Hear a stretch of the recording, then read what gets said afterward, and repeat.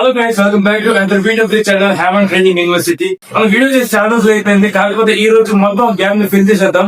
ఇన్ని రోజులు నాకు వచ్చిన డిఎంస్ లో ది బెస్ట్ 3 క్వశ్చన్స్ ని తీసుకొచ్చి మీకైతే ఎక్స్ప్లెయిన్ చేయబోతున్నాను. అండ్ ఈ సిరీస్ ఇంకొన్ని రోజులు ఫాలో అవుతుంటుంది. సో వీడియో కొత్తగా వచ్చినట్లయితే సబ్స్క్రైబ్ చేసుకోండి. And let's begin our video. నా క్వశ్చన్ ఫస్ట్ క్వశ్చన్ వచ్చి, how to face our parents to make them understand about trading and how did you face? అంటే చాలా మందికి ట్రేడింగ్ చేయాలని ఉంటుంది, కాకపోతే దానికి మనీ కావాలి.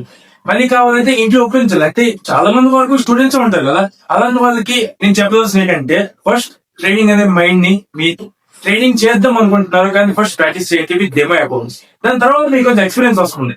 దాని తర్వాత మీరు ఏదో జాబ్ ఇన్కమ్ స్ట్రీమ్ బిల్డ్ చేసిన తర్వాత ఆ ఇన్కమ్ ని ఫండింగ్ లాగా ఎక్కడ పెడితే ఆ ఫండింగ్ అనేది మీకు ట్రేడింగ్ అకౌంట్ లో కానీ ప్రాఫామ్ అకౌంట్ లో ట్రేడ్ చేస్తే ఆ మనీ మీకు యూజ్ అవుతుంది. అండ్ ఫండింగ్ చేసిన తర్వాత ఒకవేళ అకౌంట్ పాస్ అయ్యి మీరు పేఅవుట్ తీయగలిగితే ఆ పేఅవుట్ ని ఇంట్లో చూపించి, this is what I want to become a trader, నాకు స్కిల్ సెట్ ఉంది అని చూపిస్తే అప్పుడు మీరు చాలా ఈజీగా ఓపెన్ చేసుకోగలరు. ఎందుకంటే నేను కూడా అలాగే చేశాను. నేను I'm editor, freelancing guide, and also I'm in voice over artist దాకా కూడా చాలా చేశాను.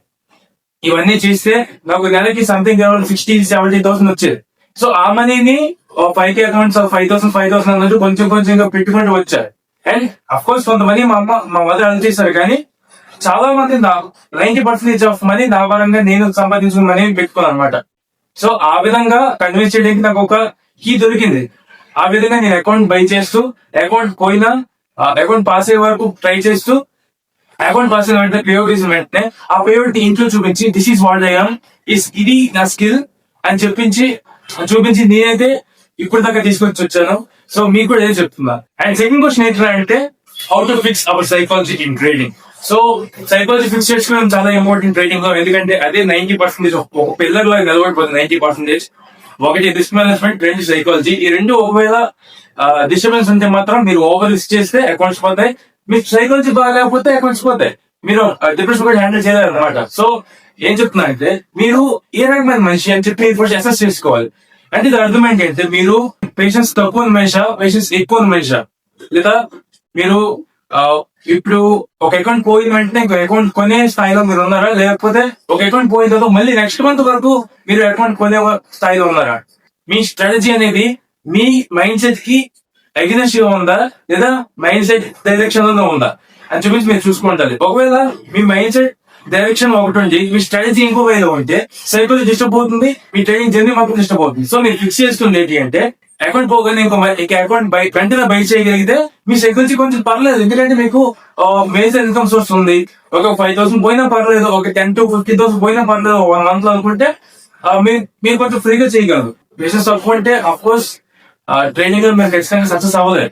సో మీ ట్రైనింగ్ సైకాలజీ ఫిక్స్ చేసుకోవాలి అంటే, ఫస్ట్ ఆఫ్ ఆల్ మీకోసం పూర్తిగా తెలియాలి. అంటే మీ దగ్గర డబ్బులు ఉన్నాయా లేదా, మీకు పేషెన్స్ ఉన్నాయా లేదా, మీ సైకాలజీకి స్ట్రాటజీకి కనెక్షన్ ఉందా లేదా, ఈ 3 అసెస్ చేయగలిగితే మీ సైకాలజీ డిఫెండ్ చేసుకోగలరు. Unless you will be become unprofitable ever. And next and last and most important question ఏంటంటే, how we know that we are profitable trader.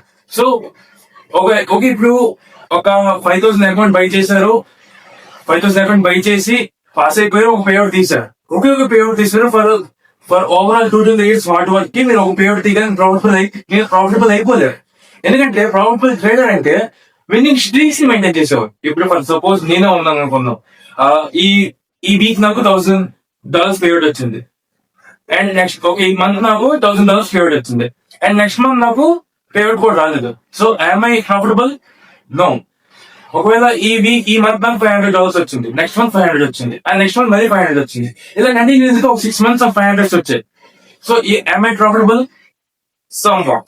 Okay, consistent గా మోర్ దెన్ 8-9 months గా మీకు పేమెంట్స్ మోర్ దెన్ ఒక 1,500 కన్నా ఎక్కువ వస్తున్నాయంటే then you can say that I am profitable.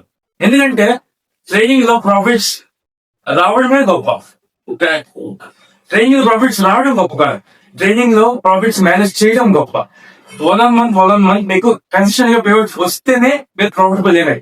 Okay, మీరు ఒక 2 years కష్టపడ్డారు, ఒక అకౌంట్ పాస్ అయ్యారు, ఒక $100 పేఅవుట్ ఇస్తున్నారు, ప్రాఫిటబుల్ అయిపోరు.